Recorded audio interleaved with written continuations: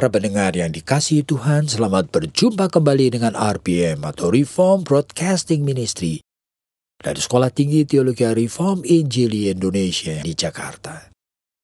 Dan kami percaya kita sudah menjadi teman-teman seiman. Dan para pendengar yang setia barangkali mengerti bahwa kami dari waktu ke waktu juga ingat Anda para pendengar di dalam doa-doa kami. Kami mendukung dan kami terus tahu bahwa hidup ini tidak selalu mudah untuk dijalani. Apalagi jikalau iman itu untuk didemonstrasikan.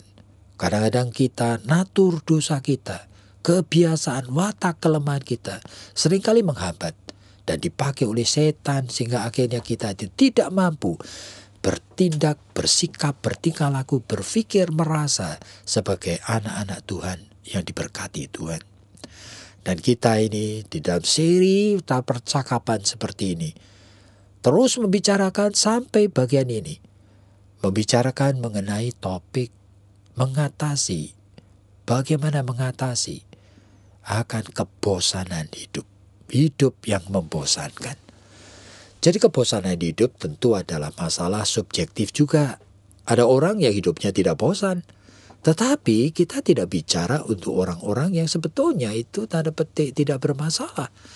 Jadi kita itu harus empati, bisa memahami ada banyak orang yang ternyata tidak seberuntung Anda. Dan ternyata hidup sangat membosankan sekali, melelahkan sekali, oleh karena tidak ada pilihan lain. Dan kadang-kadang itu oleh karena akan pasangan kita yang tidak bisa diajak kerjasama. Tapi kali ini kita akan fokuskan hidup ini menjadi sangat membosankan bagi pasangan yang sudah tua, bahkan yang ada yang tidak terlalu tua, tetapi yang suaminya atau istrinya meninggal dunia. Dan hidup ini kemudian dijalankan sendiri. Yang dulunya dia selalu menjalankan hidup bersama pasangannya. Sudah ada anak dan sebagainya, ada cucu mungkin. Tapi yang terutama hidup ini tadinya dibangun bersama, sekarang sendiri. Meskipun masih punya pekerjaan, tapi setiap kali pulang ke rumah, lalu melihat hidup ini menjadi flat. Tidak ada warnanya lagi. Kepada siapa saya akan berbagi perasaan? Kepada siapa saya akan berbagi cerita? Siapa yang saya akan ajak untuk makan sama-sama? Siapa yang akan saya ajak untuk pergi pesta, menghadiri akan undangan dari teman? Siapa yang saya akan ajak untuk kalau lagi saya ingin sekali makan, barangkali makanan Jepang atau makanan Korea? Kepada siapa? Saya sendiri, hidup ini menjadi sangat membosankan. Plus, barangkali orang tersebut merasakan bahwa lingkungan tidak mendukung. Ya, dia merasakan bahwa dia ingin setelah suaminya atau istrinya itu ternyata meninggal dunia, dia sudah menjadi sendiri, dia ingin sekali mendapatkan kekuatan, penghiburan, dan bahkan banyak sekali hal yang positif dari gereja. Ya, kadang-kadang gereja itu juga di dalam segala kelemahannya, semua kegiatannya rutin yang dirasakan cuma itu-itu. Dan kadang-kadang itu kekurangan daripada pengkhotbah yang mampu menstimulir, mampu menyentuh hati. Kekurangan akan acara yang bisa memberikan akan sukacita kalau kebaktian itu dia ikuti. Dan barangkali dia itu dari waktu dan minggu ke minggu datang ke gereja. Dia hanya merasa dirinya dituntut, dimintai untuk ikut menyumbang ini dan itu. Tetapi dia merasakan bahwa gereja itu ternyata juga gereja yang baginya membosankan. Jadi di tengah kondisi hidup yang sudah membosankan, lingkungan itu juga tidak memberikan dukungan apa-apa. Waduh. Bagaimana ini Bu Esther? Apa ada something yang you mau katakan mengenai ini? Realita hidup yang saya melihat sampai ada banyak orang itu gelisah. Kemudian tidak mengerti lagi sebetulnya hidup ini. Saya sering kali mendapatkan pertanyaan. Sebetulnya untuk apa sih Pak? Iya Pak. Sebetulnya sangat ini ya sangat sulit sekali dibedakan apakah akibat daripada kematian pasangan itu membuat orang ini demikian sedih, berduka, lalu kemudian oleh karena tidak ada kegiatan dia menjadi bosan, atau sebetulnya dia lalu kemudian tidak bisa menerima kenyataan ini, menjadi depresif dan menjadi bosan. Begitu. Oleh karena kalau yang pertama, dia terlalu sedih dan tidak bisa mengatasi akan kesedihan ini, lalu kemudian ya lebih baik aku juga mati aja dah. Aku tidak ada keinginan untuk apa-apa misalnya. Jadi itu kan karena kesedihan. Jadi kebosanan itu oleh karena dia juga nantinya dia takut. Jangan-jangan nanti kalau aku juga jatuh, stroke begitu. Sekarang ini yang melayani pun tidak ada. Yang mendukung pun, yang memberikan support juga tidak ada. Oleh karena misalnya anak-anak di luar kota semua. Jadi hal-hal yang seperti ini kan sebetulnya membuat dia itu bosan oleh karena kesedihan yang mendalam. Tetapi yang kedua yang saya lihat itu adalah dia menjadi bosan oleh karena sebetulnya dia juga tidak ngerti lagi. Hidup ini mau diteruskan mau jadi apa. Jadi walaupun sudah tidak sedih, tapi dia depresi begitu. Ngapain? Jadi variabelnya itu. Betul. Itu membosankannya di situ. Itu dan tidak ada yang bisa membuat dia itu bergairah. Itu di rumah juga itu, di gereja juga itu. Nah, dan dia sendiri. Dan ini kita melihat tuh, kalau kita itu memperhatikan banyak sekali orang-orang yang sudah ditinggal oleh suaminya atau istrinya. Kita melihat hidup ini warnanya itu menjadi sangat kelabu. Ya memang Pak, tetapi yang saya lihat lagi bahwa kecenderungan daripada orang-orang seperti ini jadi malas ini, malas itu. Nanti kalau gereja mengadakan apa-apa juga, enggak lah. Malu saya, suami sudah meninggal atau istri sudah meninggal, masa aku ikut-ikut lagi.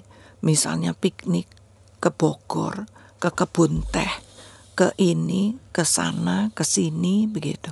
Jadi yang saya lihat itu bahwa sebetulnya gairah daripada kehidupan orang-orang yang sudah ditinggal oleh pasangan itu kan juga memang kecil. Apalagi kalau ditinggal itu secara mendadak. Itu kan banyak guilty feeling, banyak perasaan bersalah, banyak perasaan berdosa, banyak perasaan kenapa kok dia pergi begitu saja. Plus ada kekhawatiran, ketakutan. Betul. Gitu. Masa depan bagaimana. Kesepian juga. Nah, belum lagi kalau dia ditinggal dalam keadaan kekurangan. Kekurangan itu artinya bukan lalu semuanya Untuk sudah bayar ada. anak sekolah aja susah. Baik, jadi itu kan lalu kemudian ya salah satu yang dia itu harus ambil. Apakah dia itu lalu kemudian bangkit, berjuang, atau lalu dia terpuruk dan kemudian bosan hidup, depresi, dan pengen mati saja. Jadi ini tuh sebetulnya area yang campur aduk ya Pak. Cuman saya bisa memahami sekali bahwa kenapa orang yang biasa berdua, lalu biasa kemana-mana bersama-sama, sekarang ini sendiri saja dan dia merasa bosan hidup. Saya melihat lagi bahwa ada juga orang-orang yang pada masa tua, oleh karena misalnya saja stroke, sudah 12 tahun misalnya, kok enggak mati-mati begitu ya, dan kondisinya itu juga bukannya bertambah baik, tapi cerewetnya bertambah, rewelnya tambah, semuanya tambah, dan dia merasa tidak kuat. Sehingga pada saat pasangan ini meninggal, menurut saya dia kok ada kelegaan toh Pak.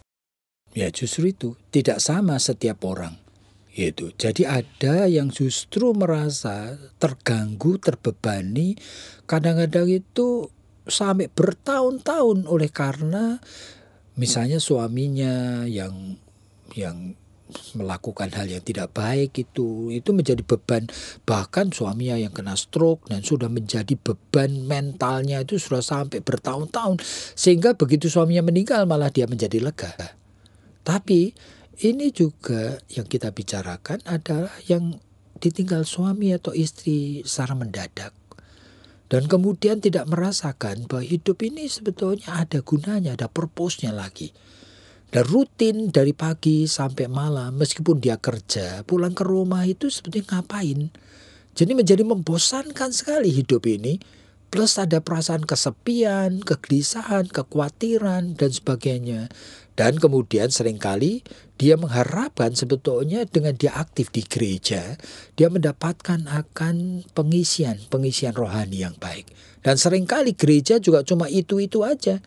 Gereja sebetulnya itu tidak menjadi tanda petik sumber yang memberikan sukacita yang sesungguhnya. Gereja seringkali tidak menjadi sumber kebahagiaan dari umat manusia. Gereja itu hanya kumpulan dari orang yang melakukan kegiatan-kegiatan rohani, dan bagi orang-orang yang tanda petik itu tidak punya masalah-masalah yang terlalu serius itu bisa menjadi suatu alat katarsis saja. Tapi bagi orang-orang yang kebutuhan lebih pribadi seperti ini, seringkali mereka kecewa. Dan akhirnya ya itu saja membuat hidup ini menjadi sangat membosankan sekali.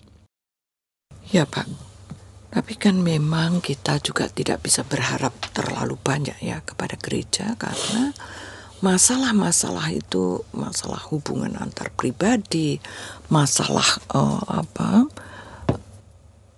di antara mereka sendiri begitu, masalah program-program yang harus dilaksanakan per tahun begitu, itu kan sudah padat dengan banyak hal, sehingga memang yang seperti ini tuh yang mereka pikirkan itu adalah orang yang kematian atau orang yang mati di dalam gerejanya itu kan nggak ada 10% gitu mungkin yang ada dalam pikirannya, sehingga data statistik mati 1 atau 2% saja ini itu sebetulnya tidak menjadi concern, tidak menjadi perhatian, di mana para aktivis ini juga lalu kemudian usul bagaimana kalau kita mengadakan seminar.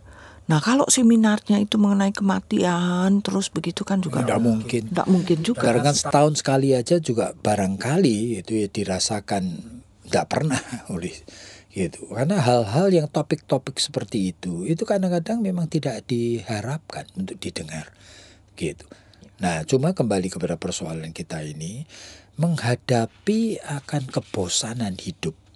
Itu kemudian intinya akan tergantung kepada pribadinya sebenarnya. Jadi kematangan pribadi, kesehatan jiwanya, juga kematangan dari rohaninya. So kalau 3 hal ini ternyata kurang, nah biasanya itu hidup ini memang juga akan diresponi itu dengan tidak positif begitu. Jadi kadang-kadang bukan dalam term yang kita bisa sebut sebagai kebosanan, tetapi bisa wujudnya itu adalah capek gitu loh, depresif, kemudian lonely, anxious, dan terus curiga, gelisah, khawatir, takut, kurang, merasa seperti itu, tidak bahagia. Tetapi dalam konteks pembicaraan kita, sebetulnya kita bicara mengenai perasaan bosan. Oleh karena setelah capek, setelah merasa lonely, kemudian kita merasa bahwa kenapa sih kok cuma ini? Iya, apalagi kalau misalnya saja memang kedekatan itu kedekatan emosi, kedekatan batin antara pasangan ini memang cukup dekat ya. Itu lalu kemudian memang melihat ya inginnya mati saja juga begitu, sehingga melihat kehidupan ini. Jadi sebetulnya ada dilemanya ya. Iya. Satu pihak kalau tidak dekat itu akan masuk di dalam masa sendiri itu juga dengan sangat kosong dan membosankan. Tapi kalau terlalu dekat itu akan menghancurkan hati sungguh-sungguh dan merasa kemudian hidup ini tidak punya tujuan lagi. Iya Pak. Jadi sebetulnya kalau menurut saya, apakah lalu kita kan tidak bisa dong, lalu kita mengatakan ya sudah, waktu hidup tidak usah deket-deket, supaya nanti kalau mati juga tidak sedih-sedih amat gitu. Kan kita juga nggak boleh seperti itu.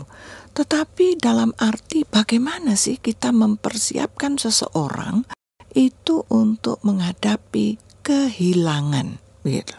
kehilangan pasangan, itu entah usia berapapun, itu tuh lalu kemudian mempunyai ketabahan hati, mempunyai keinginan untuk terus-menerus masih bertanggung jawab dan masih berkarya dalam hidup ini.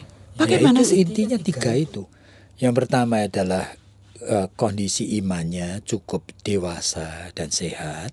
Yang kedua adalah kepribadian yang cukup matang. Dan yang ketiga memang jiwanya sehat ya. Jadi kalau 3 hal ini itu sebetulnya dia itu kurang atau sangat lemah. Itu biasanya selalu akan ada hal-hal yang negatif yang akan muncul pada saat menghadapi akan realita bahwa salah satu dari mereka itu meninggal dunia. Jadi kematian itu sesuatu yang tidak bisa dihindarkan, tetapi setiap kali hadir bagi orang-orang yang mengalami yang ditinggalkan itu biasanya, apalagi kalau orang itu punya hubungan cukup dekat, itu sangat menyakitkan. Dan sesuatu yang semua harapi, tetapi belum tentu setiap orang itu punya preparation yang cukup baik. Nah, sehingga bagaimana mengatasi, kemudian bagaimana dia cope dengan itu. Bagaimana dia berdiri lagi, bagaimana dia berkarya lagi, bagaimana berperan lagi. Itu merupakan sesuatu yang harus kita itu persiapkan baik-baik. Dan kalau sampai para pendengar menghadapi akan realitas seperti ini, realitas sekali lagi saya ingatkan bahwa Anda tidak sendiri. Seharusnya Anda itu mengizinkan Tuhan ikut campur dan hadir dalam hidup Anda. Oleh karena Anda tidak mungkin berperan dengan baik jikalau Tuhan tidak bersama dengan Anda. Hidup ini memang seperti ini. Dan kita harus prepare, siap untuk menghadapinya. Jikalau Anda mempunyai pertanyaan-pertanyaan, silakan ya kan, hubungin kami barangkali juga melalui pelayanan hotline kami di Jakarta 7943829 794 3829. Kiranya Tuhan memberkati Anda.